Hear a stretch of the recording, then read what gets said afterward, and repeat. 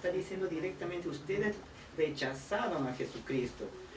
Ustedes que son los edificadores, los que deberían edificar, porque son los guías espirituales de la nación de Israel, ustedes rechazaron a Jesús, al Mesías, y Jesucristo, a quienes ustedes han rechazado, ha venido a ser la cabeza del ángulo, exaltado por el Padre, porque ha ascendido a los cielos y está a la derecha, a la diestra de Dios Padre, ¿no? Hay una tradición judía en que cuando reconstruyeron el templo de Jerusalén, toda la pared, todas las paredes eran de piedra, y los pedreros traían las piedras que eran colocadas una con otra, ¿no? Y buscaban cómo encajar las piedras.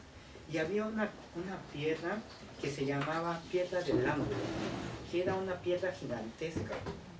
Y dicen que, según la tradición, que cuando llegó esa piedra en un primer momento junto con las otras piedras, ellos no sabían qué hacer con tremenda piedra. Y al final de haber construido el templo, se preguntan ¿dónde colocaron esa piedra del ángulo, que era la piedra principal donde iría a ser edificado todo el templo? Ellos dicen, no lo supimos usar, lo hemos dejado. Y es más, después lo trajeron y lo encajaron justo en el lugar donde faltaba, ¿no? Es parte de la tradición, más tiene sentido en lo que Pedro está predicando. No tenemos certeza, más es parte de la tradición del pueblo de Israel, de que fue construido de esa manera. Más entendemos por qué. Porque Jesucristo ha venido a ser la cabeza del ángulo, esa piedra del ángulo en base al cual iría a ser construido el templo, en base al cual va a ser construido la iglesia de Cristo. ¿Por qué? Porque es la cabeza, porque sabemos, recuerdan que en la palabra de Dios nos dice, somos miembros del cuerpo, del cual Jesucristo es la cabeza del ángulo, ¿no? En el versículo 12, Pedro dice, y en ningún otro hay salvación, porque no hay otro nombre bajo el cielo dado a los hombres en que podamos ser salvos. Aquí Pedro los llama al arrepentimiento, les ha mostrado que ellos mataron al Mesías, que ellos crucificaron, pero el Mesías a quienes ellos crucificaron, Dios lo ha resucitado. Y el Mesías a quien Dios ha resucitado es la piedra de nuestra salvación, que ellos reprobaron, que ellos rechazaron, y que es la cabeza del ángulo de la iglesia que va a ser construida. En Él, y solo en Jesucristo hay salvación. Es un llamado directo al pueblo, a las personas, al Sanedrín, a que se arrepientan y crean. Asimismo que ellos mataron a Jesucristo, que ellos rechazaron a Jesucristo, que ellos, llevados por sus propios intereses, por odio, mataron a Jesucristo, Pedro les muestra que solo en Jesucristo hay salvación. Es un llamado directo para que ellos se arrepientan. Más que sucede en el versículo 13, entonces viendo el Sanedrín, el concilio de Jerusalén, el denuedo de Pedro y de Juan, y sabiendo que eran hombres sin letras y del vulgo, se maravillaban y les reconocían que habían estado con Jesús. Vamos a ver más adelante que ellos asimismo no en el versículo 16 dice, no lo podemos negar. Ellos mismos con sus propios labios confiesan que no pueden negar lo que han visto.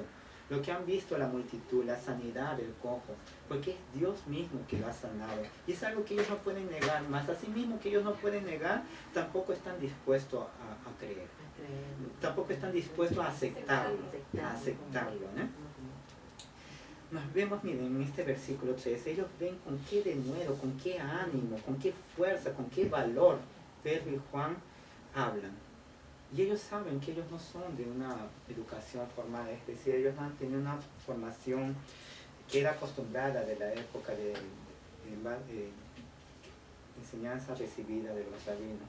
Mas nosotros sabemos que ellos han recibido la enseñanza directa del mayor rabino que ha podido estar, del maestro, ¿no? De nuestro Señor Jesucristo. Mas asimismo ellos son reconocidos por la multitud y por el Sanedrín como dos personas que no han tenido formación directa de la manera que ellos recibían la formación y que eran acostumbrados, por ejemplo, como hoy en día, de un seminario, ¿no? De un seminario reconocido, ¿no? Y se maravillaban por eso, porque ellos no habían recibido una formación como ellos recibían, mas hablaban y predicaban con denuedo y con valor, ¿no? Y les reconocían, y prestemos atención aquí en el versículo 13, y reconocían que habían estado con Jesús. Asimismo que ellos que no podían negarlo, que asimismo no estaban dispuestos a aceptarlo, mas reconocían que Pedro y Juan habían estado con Jesús. Es algo tan grandioso. Así nuestra vida debería ser, en la aplicación de nuestras vidas. En cualquier lugar, así mismo ellos están sufriendo persecución. En medio de la persecución, es nuestra oración, debería ser nuestra oración que nuestras vidas muestren ante las personas aún incrédulas que estamos con Jesús y hemos estado con Jesús. Que nuestra vida ha sido transformada por nuestro Señor Jesucristo. Es algo maravilloso. Y los de San Nazarín, así mismo, reconocían que Pedro y Juan habían estado con Jesucristo. Y viendo al hombre que había sido sanado, que estaba en pie con ellos, no podían decir nada en contra. No podían decir, porque era tan evidente lo que Dios había hecho con la sanidad del cojo.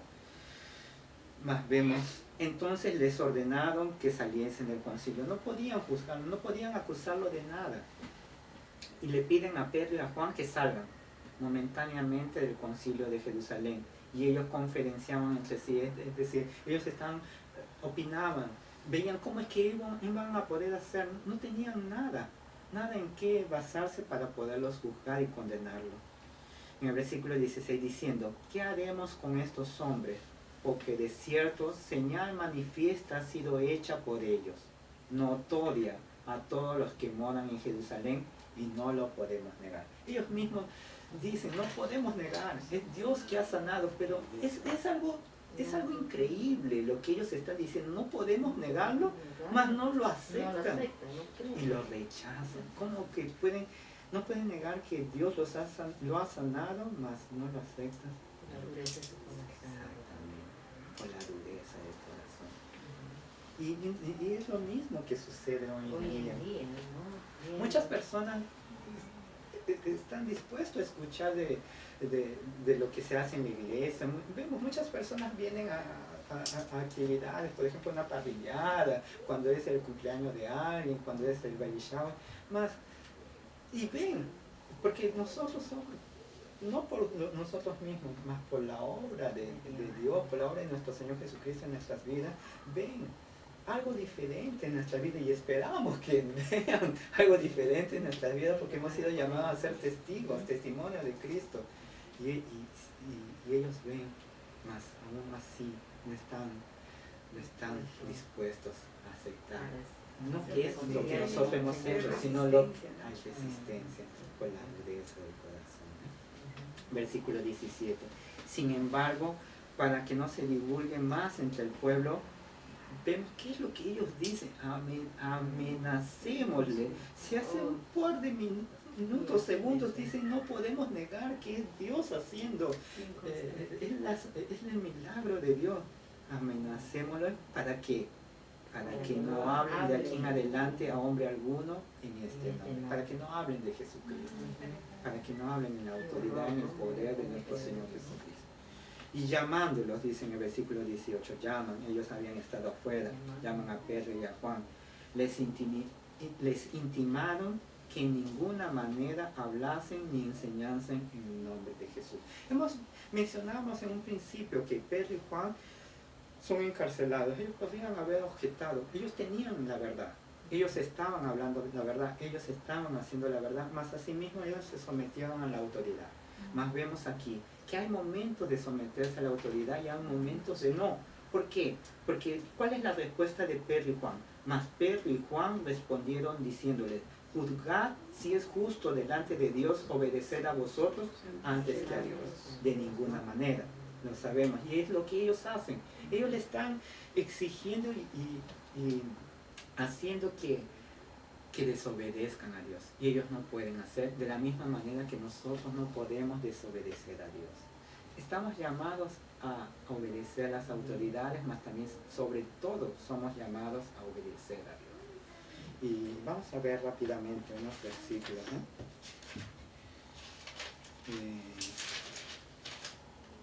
Está en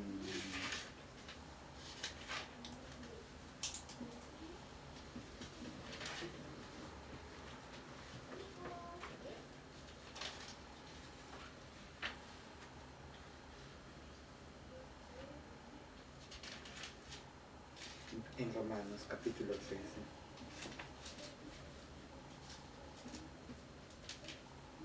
Del versículo del 1 al 7. Dice, sométase toda persona a las autoridades superiores, porque no hay autoridad sino de parte de Dios. Todas las autoridades son gracias a Dios y de la parte de Dios. Muchas veces hemos visto que sin gobernantes, sin autoridad, sería anarquía, sería realmente la creación de Dios no duraría mucho tiempo. Y las que hay por Dios han sido establecidas, de modo que quien se opone a la autoridad, a lo establecido por Dios resiste, y los que resisten acarrean condenación para sí mismos, porque los magistrados no están para infundir temor al que hace el bien, sino al malo. ¿Quieres pues no temer la autoridad? Haz lo bueno y tendrás alabanza de ella, porque es servidor de Dios para tu bien, pero si haces lo malo, teme, porque no en vano lleva la espada, pues es servidor de Dios, vengador para castigar al que hace lo malo. Por lo cual es necesario estarles sujetos, no solamente por razón del castigo, sino también por causa de la conciencia. Pues por esto pagáis también los tributos, porque son servidores de Dios que atienden continuamente a esto mismo. Pagad a todos los que debéis, al que tributo, al que impuesto, al que respeto, al que honra. Es directamente un mandato de Dios de someternos a la autoridad, y vemos que la autoridad viene de Dios. En primera de Pedro, capítulo 2, versículo del 13 al 17.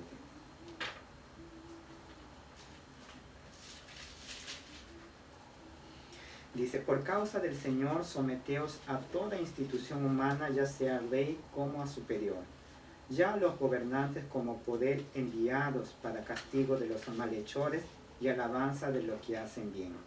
Porque esta es la voluntad de Dios, que haciendo bien, hagáis callar la ignorancia de los hombres insensatos, como libres, pero no como los que tienen la libertad como pretexto para hacer lo malo, sino como siervos de Dios. Honrad a todos, amad a los hermanos, temed a Dios y honrad al Rey.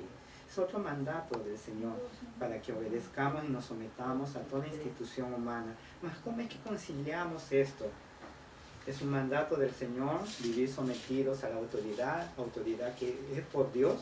¿Y cómo conciliamos con la actitud que tienen Pedro y Juan? Vamos a ver dos ejemplos en Éxodo capítulo 1 del 15 al 17. Son dos ejemplos bien... Sí, capítulo 1 del 15 al 17. ¿Cómo es que podemos conciliar el hecho de que Dios nos manda que vivamos sometidos a las autoridades? Entonces podríamos decir, pero si es un mandato del Señor, así mismo que las epístolas fueron escritas después, más porque que Pedro y Juan no se sometieron a la autoridad que le estaban diciendo de que dejasen de hablar en el nombre de nuestro Señor Jesucristo.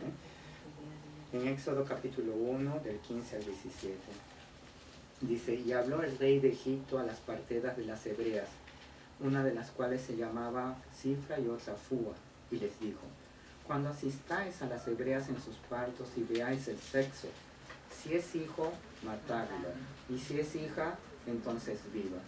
En el 17 dice, pero las parteras temieron a Dios y no hicieron como les mandó el rey de Egipto, sino que preservaron la vida a los niños. Vemos, la autoridad era el rey de Egipto. El rey de Egipto, ¿qué les está diciendo a las parteras? A las parteras de las mujeres del pueblo de Israel, a quienes aquí llama de hebreas. La orden era que si eran hombres, maten, si eran hijos, si eran varones, solamente a las mujeres que las dejen vivas. Mas ¿qué es lo que dice aquí? Las parteras temieron a Dios. Ellos temieron a Dios y no hicieron como les mandó el rey de Egipto, sino que preservaron la vida a los niños. ¿Por qué? Porque mandato de Dios es que respetemos y obedezcamos las autoridades. Más si la autoridad nos manda a hacer algo que contradice la palabra de Dios, que sería contradecir la voluntad de Dios, no debemos obedecer, porque por sobre la autoridad humana está la autoridad de Dios. Sobre la autoridad humana está Dios y lo que Dios nos manda. Y Dios nos manda que lo obedezcamos. Es la manera que las parteras hicieron. Ellas temieron a Dios porque sabían lo que la palabra de Dios les decía y obedecieron a Dios. Otro ejemplo. Mismo sí que aún todavía no estaba la ley de Moisés. Aún así mismo. Aún así. En Daniel capítulo 6, del versículo del 4 al 10.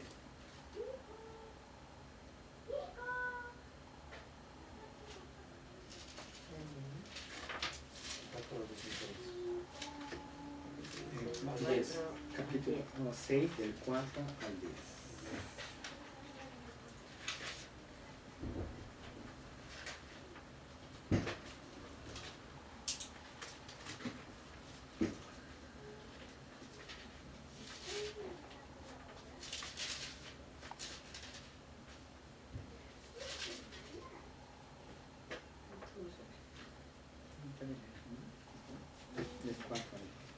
Entonces, del 4 al 10, entonces los gobernadores y sátrapas buscaban ocasión para acosar a Daniel en lo relacionado al reino, mas no podían hallar ocasión alguna o falta, porque él era fiel y ningún vicio ni falta fue hallado en él. Entonces dijeron aquellos hombres: no hallaremos contra este Daniel ocasión alguna para acusarle, si no la hallamos contra él en relación con la ley de su Dios.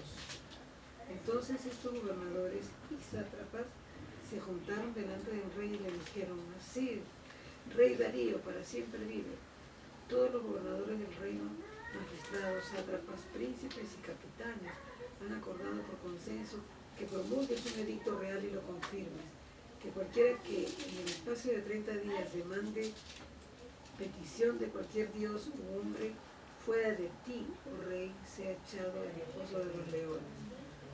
Ahora, oh rey, confirme el edicto y fírmalo, para que no pueda ser revocado, conforme a la ley de Media y de Persia, la cual no puede ser abrogada.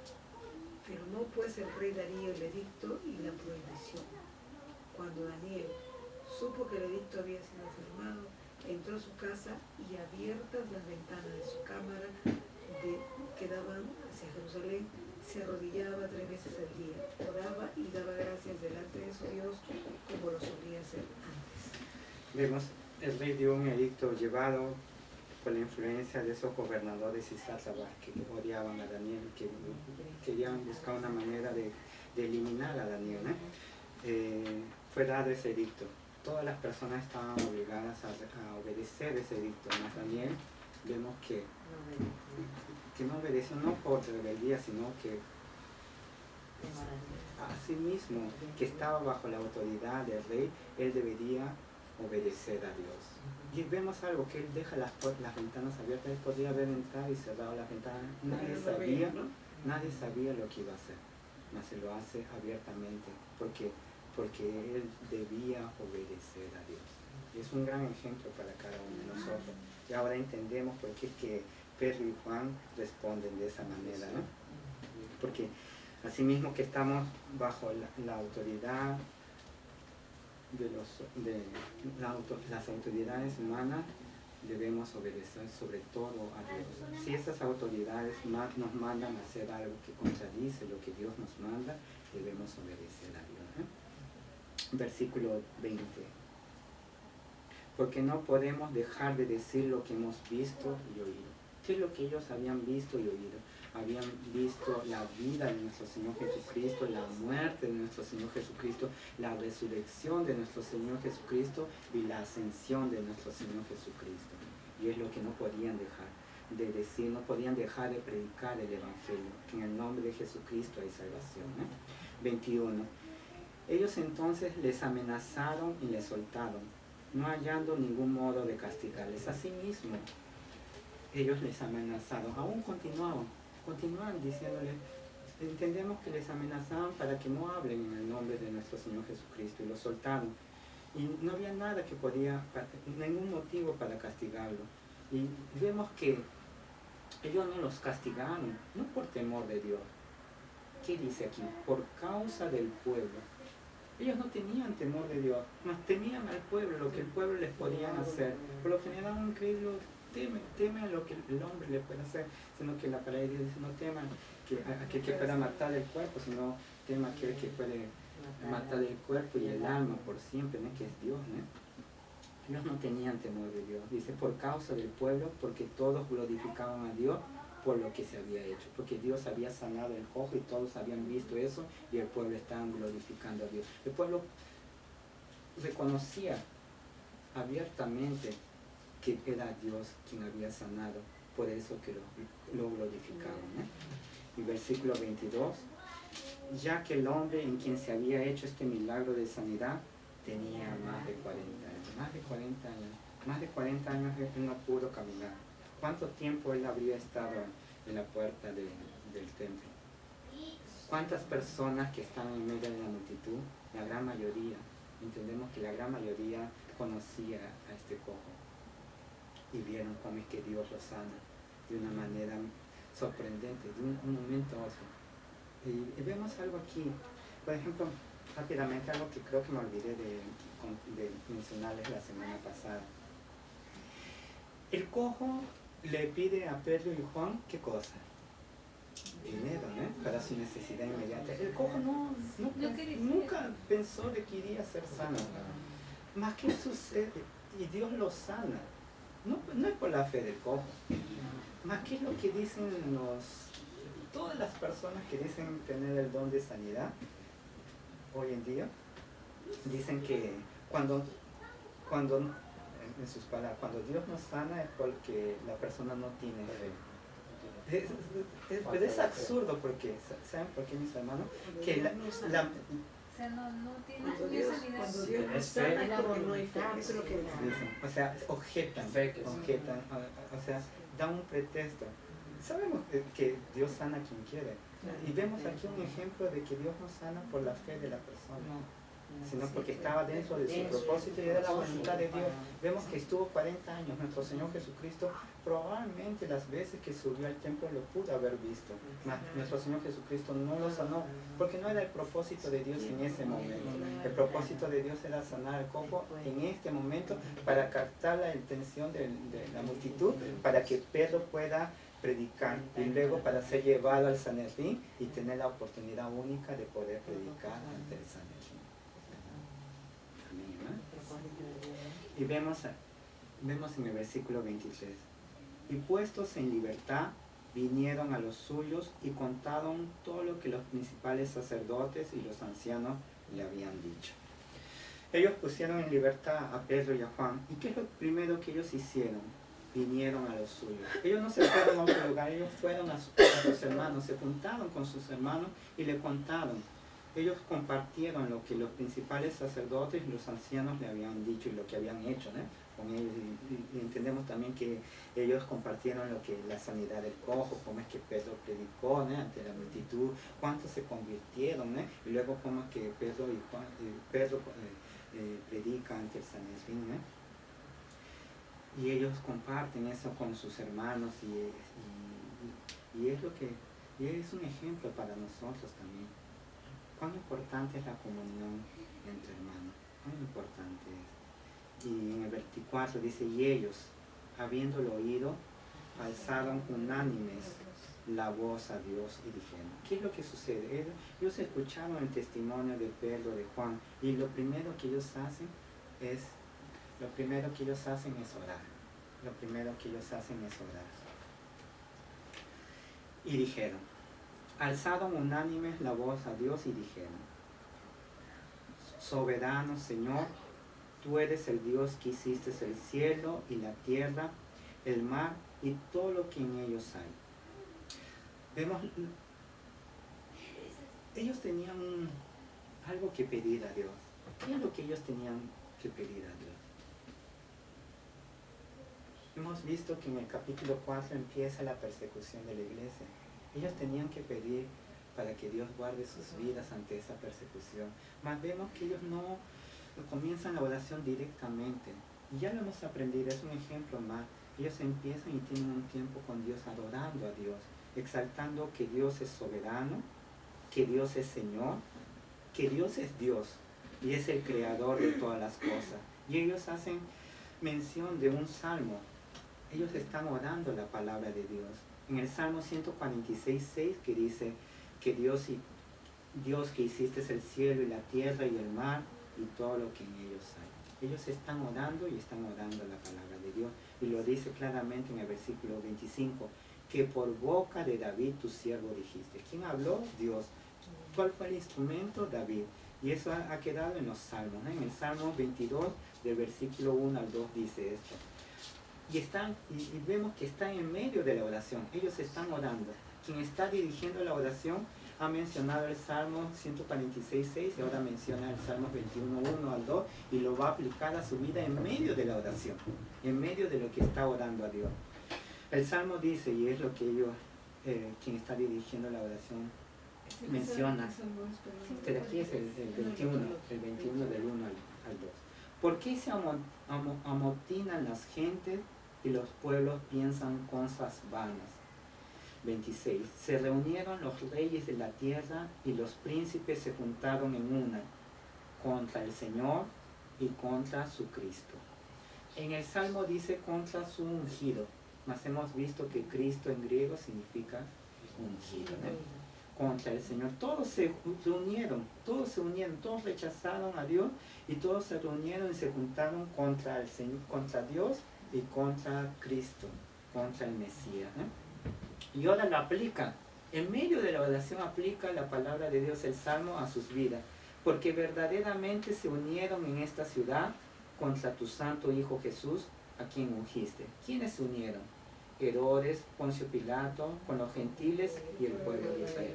Vemos que quien está dirigiendo la oración ora la palabra de Dios y aún la aplica a lo que ha sucedido. Porque es lo que sucedió. Parte de la profecía que está en el Salmos, que él menciona, se cumple en lo que él dice aquí, que Herodes y Poncio Pilatos y los gentiles y el pueblo de Israel, ellos se unieron contra ¿quién? Contra Jesucristo, ¿no? Y en el 28 vemos una vez más la soberanía de Dios y la responsabilidad del hombre para hacer cuanto tu mano y tu consejo habían antes determinado que sucediera. Porque la muerte de nuestro Señor Jesucristo no fue algo que Dios concibió en el momento. Es más, ni concibió en el momento que Adán pecó. Lo sabemos que estuvo en la mente y el corazón de Dios antes de la fundación del mundo, porque fuimos elegidos, predestinados antes de la fundación del mundo. ¿Cómo que fuimos elegidos y predestinados antes de la fundación del mundo? Porque la cruz ya estaba en la mente de Dios, ya estaba en el corazón de Dios, ya estaba determinado que Jesucristo iría a venir al mundo, que iría a morir por nosotros. Y todo lo que sucede aquí, vemos los reyes de la tierra y los príncipes se juntaron en una contra Dios y contra Cristo, lo mataron, mas todo eso fue para hacer cuanto la mano y el consejo de Dios había determinado antes que sucediera. Dios soberano, la soberanía de Dios y la responsabilidad del hombre. ¿Por qué la responsabilidad del hombre? Porque tanto Herodes como Poncio Pilato, como los gentiles que estuvieron envueltos en la condenación de nuestro Señor Jesucristo y el pueblo de Israel, que son culpables. ¿Son culpables de qué? De la muerte de nuestro Señor Jesucristo. Más vemos la responsabilidad del hombre. Ellos son culpables, más la soberanía de Dios. Dios usa aún esos medios malos para que el consejo de Dios, para que la voluntad de Dios se cumpla y se haga, ¿eh? Versículo 29. Y ahora, Señor, recién la persona que está dirigiendo la oración entra en el pedido. Ahora, Señor, mira sus amenazas y concede a tus siervos que con todo denuedo hablen tu palabra. Vemos cómo es el pedido, la intercesión que él hace es sorprendente, porque no dice guárdanos, apártanos de la persecución, quita la persecución de nosotros. Le hace un pedido: concede a tus siervos que con todo denuedo hablen tu palabra. Y vamos más allá. Le ha dicho, mira sus amenazas. ¿Cuál es la amenaza? ¿Qué es lo que el concilio les ha dicho una y otra vez? Y les ha amenazado aún. Que no hablen en el nombre de nuestro Señor Jesucristo. quien está dirigiendo la oración